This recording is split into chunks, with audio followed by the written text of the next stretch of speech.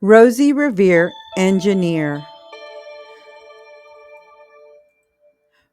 Written by Andrea Beatty, illustrated by David Roberts. This is the story of Rosie Revere, who dreamed of becoming a great engineer. In Lila Greer's classroom at Blue River Creek, young Rosie sat shyly, not daring to speak.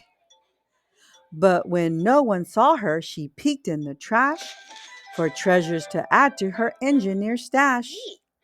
And late at night, Rosie rolled up her sleeves and built in her hideaway under the eaves. Alone in her attic, the moon high above, dear Rosie made gadgets and gizmos she loved.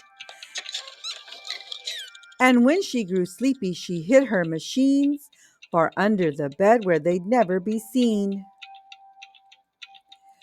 When Rosie was young, she had not been so shy.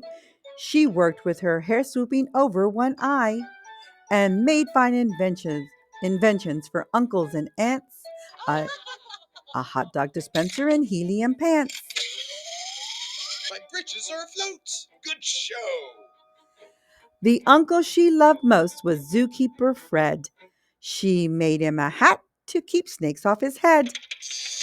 From parts of a fan and some cheddar cheese spray, which everyone knows keeps the pythons away. And when it was finished, young Rosie was proud, but Fred slapped his knee and he chuckled out loud. He laughed till he wheezed and his eyes filled with tears, all to the horror of Rosie Revere, who stood there embarrassed, perplexed, and dismayed. She looked at the cheese hat and then looked away. "I love it," Fred hooted. "Oh, truly I do." Oh, truly. But Rosie Revere knew that could not be true. She stuck the cheese hat on the back of her shelf, and after that day kept her dreams to herself. What's the point? And that's how it went until one autumn day, her oldest relation showed up for a stay. Her great Aunt Rose was a true dynamo who'd worked building airplanes a long time ago. She told Rosie tales of the things she had done and goals she had checked off her list one by one. She gave a sad smile as she looked to the sky. "The only thrill left on my list is to fly." But time never lingers as long as it seems. I'll chalk that one up to an old lady's dreams.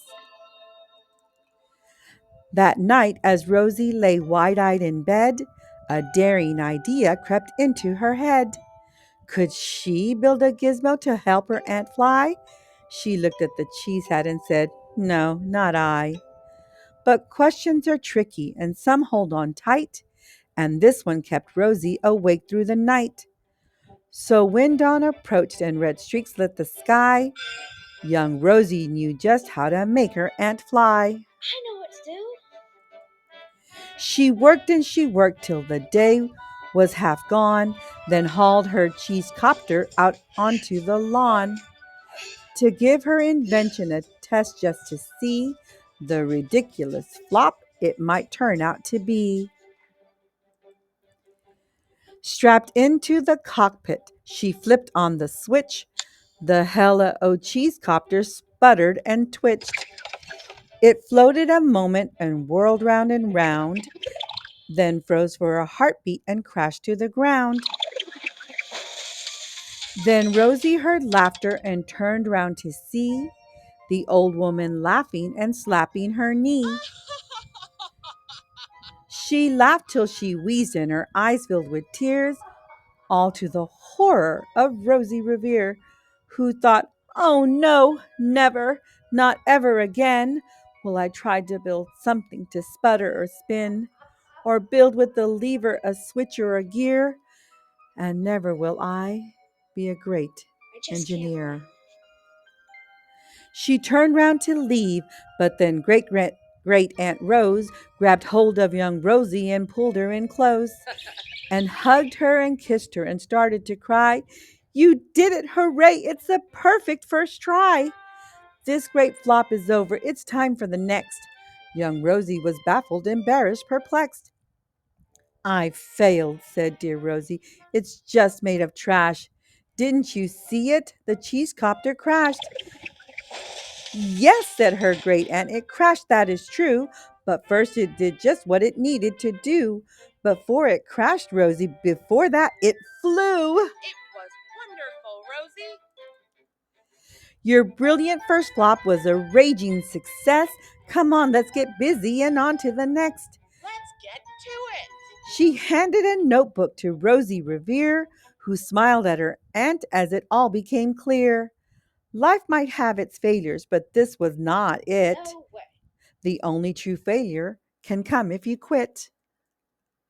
They worked till the sun sneaked away to its bed. Aunt Rose tied her headscarf around Rosie's head and sent her to sleep with the smile ear to ear to dream the bold dreams of a great engineer. At Blue River Creek, all the kids in grade 2 build gizmos and gadgets and doohickeys too. With each perfect failure, they all stand and cheer, but none quite as proudly as Rosie Revere. The end.